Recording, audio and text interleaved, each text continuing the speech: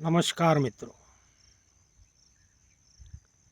आज का विषय है पवित्र स्नान।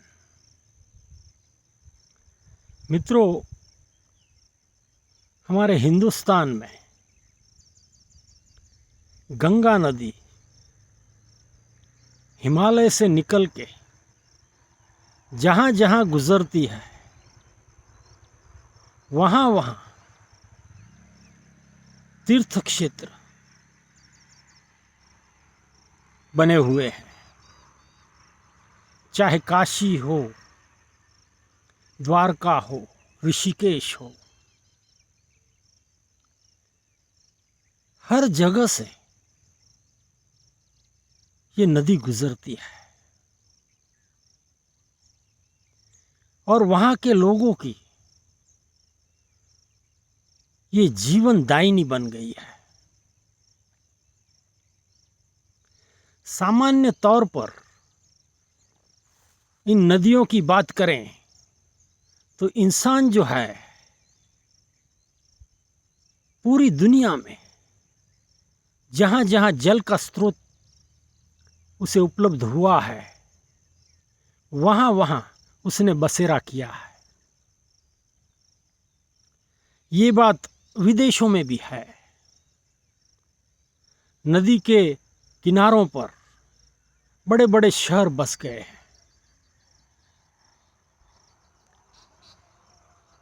नदी को जीवन दायिनी कहा जाता है। इसमें हमारी जो गंगा नदी है उसके पीछे तो बहुत ऐतिहासिक कथाएं जुड़ी हुई हैं, इसलिए इसका बहुत महत्व भी है।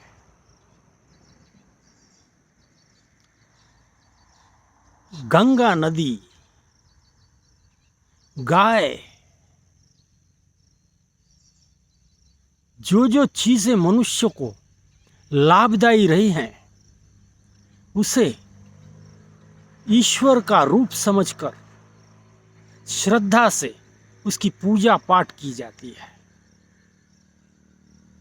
और उसी के साथ सारी कहानियां भी जुड़ी होती हैं।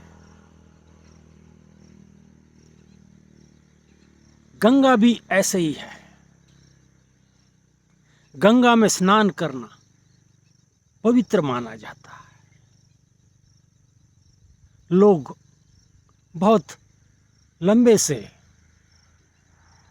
गंगा किनारे पर आते हैं, स्नान करते हैं, अपने आप को पावन करते हैं।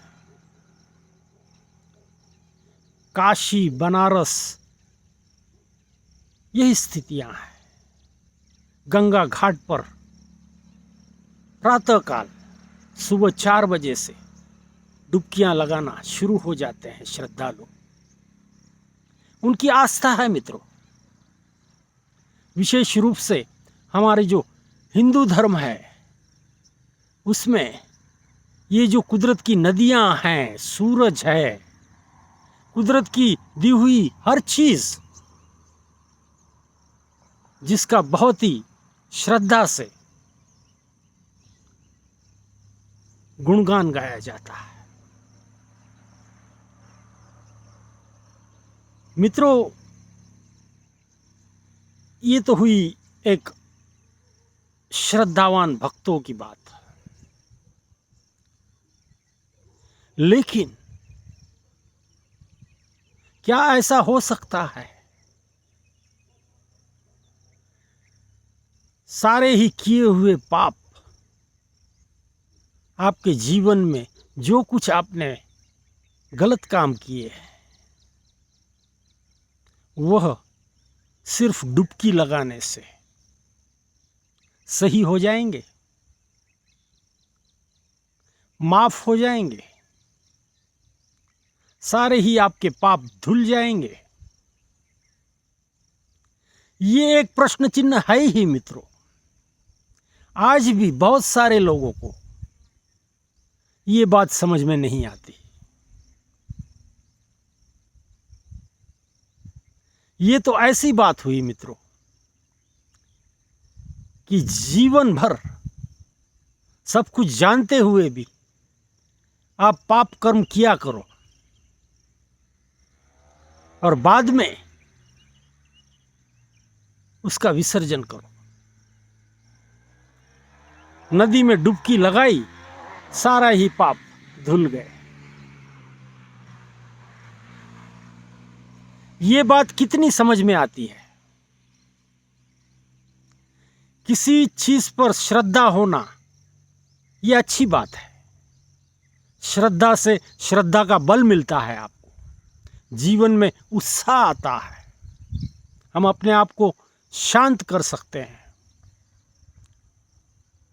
लेकिन आप ये कहो कि सारे ही पाप धुल जाएंगे, तो ये कहां तक सही होगा। कहीं हम श्रद्धालुओं को गलत राह पर भटका रहे हैं। मित्रों, सोचने वाली बात है। हम एक ही विषय को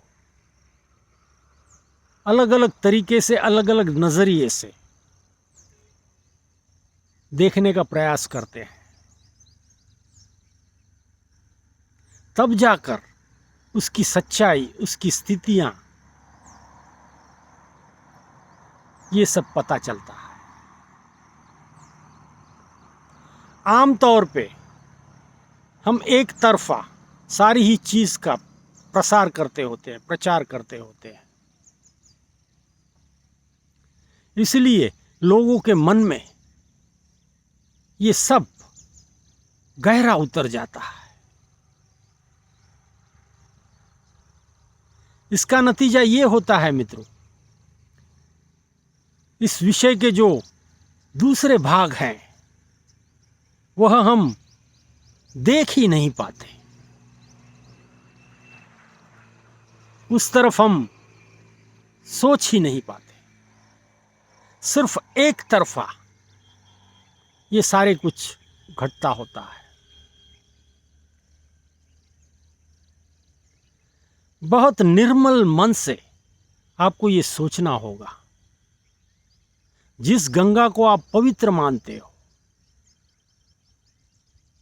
शिव की गंगा मानते हो, उसकी पवित्रता आज अबाधित है। ये भी अपने आप में एक सवाल है मित्रों। इतना कूड़ा कचरा, यहां तक कि शव भी कहीं कहीं मिल जाते हैं। इतनी गंगा में गंदगी फैला दी है। जल तो पवित्र था, बिल्कुल निर्मल था, स्वच्छ था, उसको हमने पूरी तरह से गंदा कर दिया और फिर उसमें हम पवित्रता ढूंढते हैं। मित्रों, गंगा जल पवित्र है तो हम ऐसे कृत्य क्यों करते हैं जिससे गंगा का जल मैला हो, गंदा हो, अपवित्र हो? ऐसे क्यों करते हैं? ये करने से कहीं आपको पुण्य मिलेगा? बिल्कुल नहीं।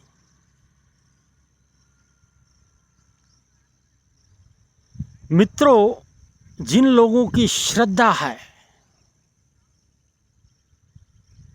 उनसे आप खेल रहे हो। पवित्र जल को पवित्र रहने दें, अपवित्र न करें। ऐसा करने से जो श्रद्धालु हैं उनके मन पर गहरी चोट होती है।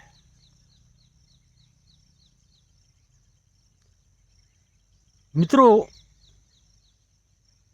सब कुछ इस संसार में प्रकृति ने आपके लिए ही दिया है, आपके लिए ही निर्माण किया है। फिर हम ऐसा क्यों करते हैं?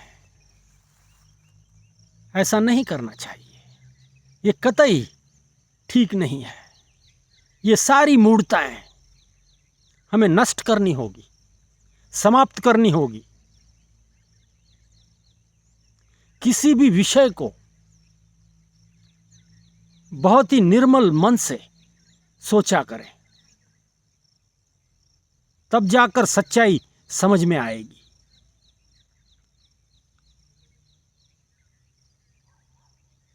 विदेशों की बात अलग है, वहां भी नदियां हैं, शहर बसे हुए हैं। वे भी जहां जहां जल है इस विश्व में, वहां वहां लोग बसे हैं। बिना जल के इंसान जी नहीं सकता, ये उसकी पहली जरूरत है मित्रों। इसीलिए किनारों पर ये सारा कुछ बस जाता है। वह एक अलग नजरिया है, लेकिन जहां तक हम पवित्रता, गंगा, इसकी बात करते हैं, तब हमें बड़ा दुख होता है कि इसकी पावनता आखिर हम कैसे संजोते हैं।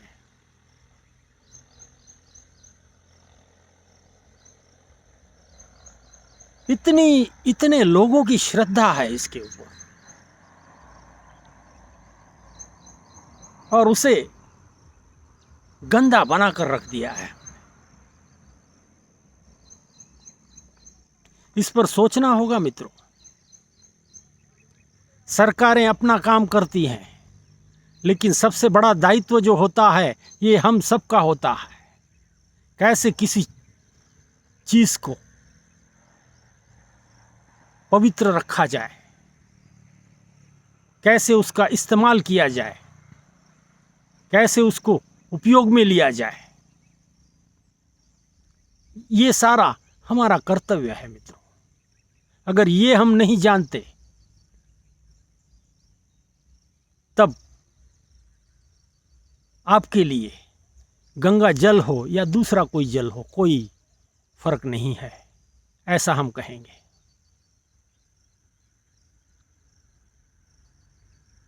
ये सारी बातें समझनी होगी मित्रों। कभी शांत बैठकर इस पर सोचा करें, तब जाकर इसकी सच्चाइयां और सारे ही पहलू आप सोचा करें। सिर्फ एक ही दिशा में आप मत सोचिए, अच्छा बुरा सब कुछ सोचिए, तब जाके ये विषय पूरा समझ में आ जाएगा आपको। ये जरूरी भी है मित्रों। हम इस देश के नागरिक हैं, हमारी भी कुछ जिम्मेदारियां हैं। जब हमें हक चाहिए होता है, तब तो हम बड़े जोरों से कहते हैं हमको ये मिलना ही चाहिए, लेकिन जब जिम्मेदारी की बात आती है, तब हम पीछे हट जाते हैं। ये सही नहीं है मित्रों। यही आज का विषय है मित्रों। धन्यवाद।